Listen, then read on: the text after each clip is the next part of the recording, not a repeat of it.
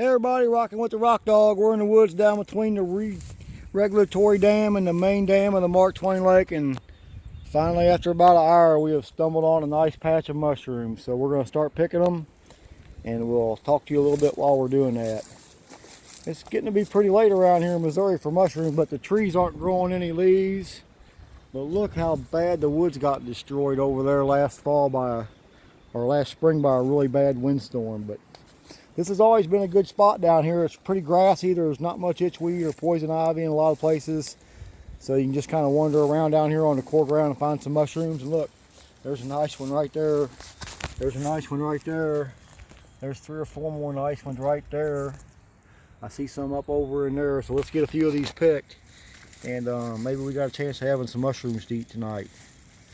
We won't leave these little ones here because we got about no chance of stumbling back onto them again. So we'll just pick everything we can find in this little spot here, and maybe we'll have enough to cook up later.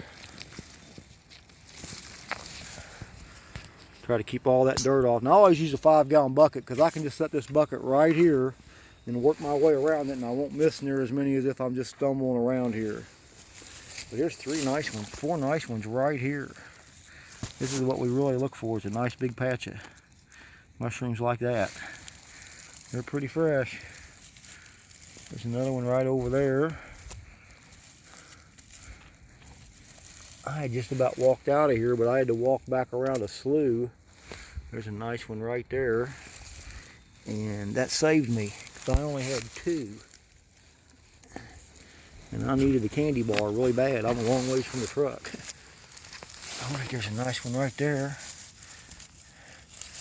Alright, I think we are in there's a couple nice ones right there. See, also this bucket, I can lean on it like that and stand up. I'm kind of old now, so it helps me out a lot. I'm going to look where we're stepping, because we're probably going to step on some. I've seen some. There's a nice big one right there. We used to find them down here like this all the time in the 1980s and 90s. It was a little bit cool this weekend for anybody to be finding any mushrooms down here, even though they tried. And by next weekend, I'll have them all picked before they can show up again. Because I'll probably be back here before long. Alright, what do we get out of there?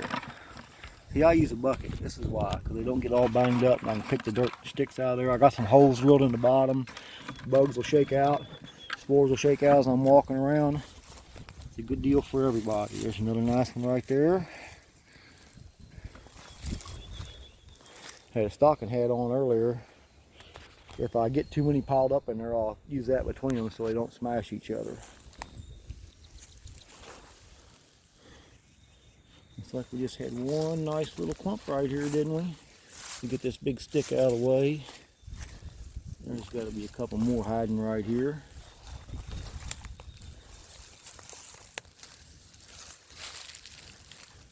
There's one right there. Sometimes down here you can find them for a long ways in a row.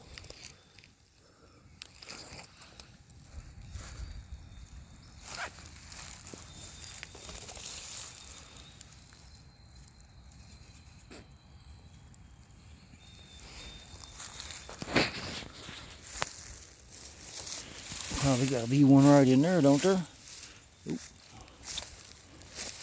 Alright, well, we're going to shut her down until we find another patch and we'll make another little film.